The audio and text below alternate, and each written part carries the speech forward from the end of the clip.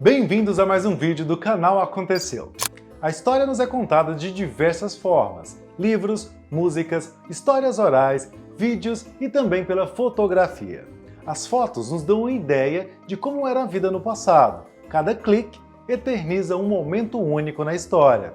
E sabe aquele ditado que diz que uma imagem vale mais que 1000 palavras? Pois é, pode até parecer meio clichê, mas você conseguiria imaginar como era andar de carruagem em 1920, por exemplo?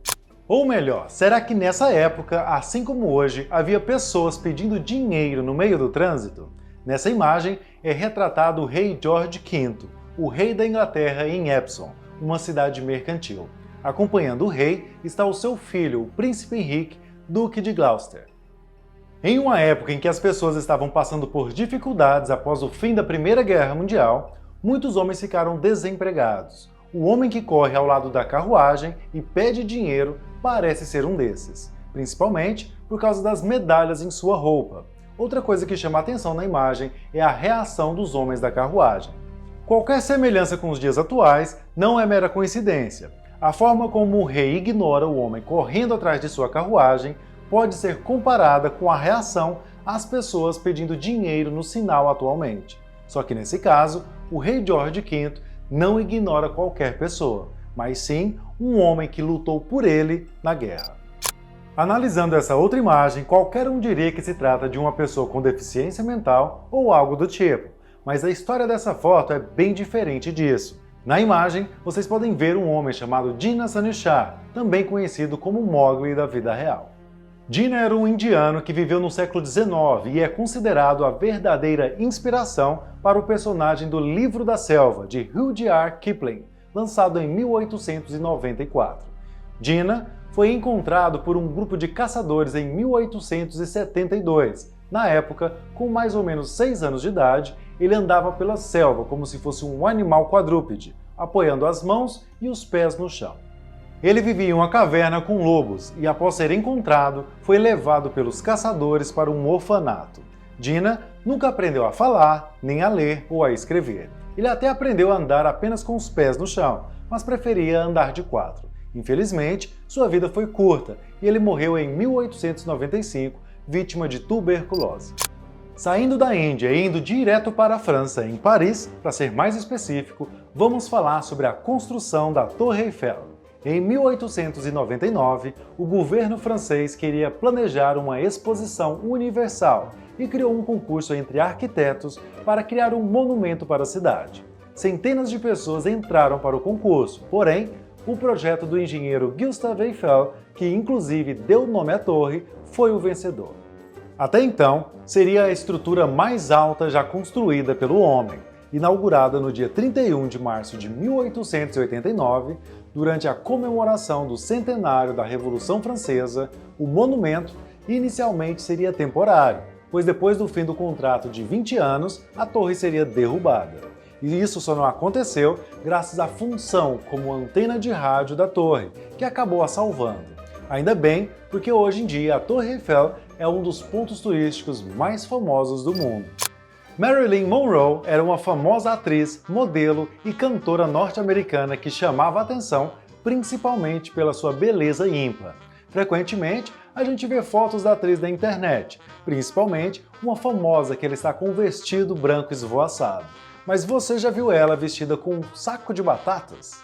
Ninguém sabe o motivo exato, mas em 1951, ela realmente fez um ensaio fotográfico usando saco de batatas. Algumas teorias dizem que um jornalista havia dito que ela só ficava bonita porque usava roupas de luxo, e a atriz quis fazer o ensaio para provar o contrário.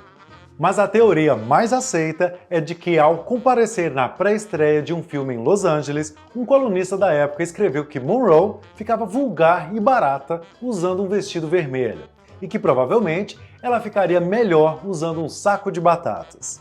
Como uma maneira de provocar, ela resolveu fazer o ensaio, e convenhamos que a atriz ficava bonita até vestida de saco de batatas. Um grande fotógrafo não é definido pelo seu equipamento, e sim pelas suas habilidades e pela forma de contar histórias através da fotografia. Não importa se você tem um celular ou uma câmera bem cara, o que vai fazer a diferença é a forma que você vê as coisas. E para você ter uma perspectiva de um bom fotógrafo, você tem que aprender a ver como um fotógrafo. Se você quer aprender apenas a tirar fotos impressionantes ou até mesmo a ser um fotógrafo profissional, nós selecionamos um ótimo curso para você e deixamos o link na descrição. Você nunca perde investindo em conhecimento, então clique no link, faz o curso e compartilhe com a gente o seu progresso. Voltando para as fotos, você conhece a história de Terry Fox. Nessa imagem, de um lado temos Fox em uma das suas maiores façanhas, do outro temos uma homenagem ao seu grande feito. Terry Fox era maratonista e jogador de basquete, mas no final dos anos 70 ele acabou tendo que amputar uma perna por causa de um câncer. E se você acha que isso derrubaria, saiba que você está completamente enganado. Terry sentia que precisava dar a volta por cima e tentar, de algum jeito, ajudar as pessoas que também sofriam com o câncer. No dia 12 de abril de 1980, ele começou uma longa caminhada usando uma prótese no lugar da sua perna amputada. Foram 5 meses no que ficou conhecida como Maratona da Esperança, totalizando 5.300 quilômetros. Por onde passou, Terry Fox arrecadou doações das pessoas. O seu objetivo era chegar até Vancouver, mas o fato do câncer ter se espalhado pelo seu corpo e atingido seus pulmões tirou Fox da sua missão. Ele acabou morrendo tempos depois, no dia 28 de junho de 1981. Ele arrecadou um total de 24 milhões de dólares que foram destinados a pesquisas sobre o câncer. Em 1983, construíram o Terry Fox Monument, uma singela homenagem ao homem que se negou a desistir da vida. E que tal falarmos de fotos emblemáticas? Ou vai dizer que você nunca quis saber o contexto da famosa foto de Albert Einstein com a língua para fora? Essa fotografia foi tirada em 1951 por Arthur Sassey, fotógrafo da agência de notícias United Press International.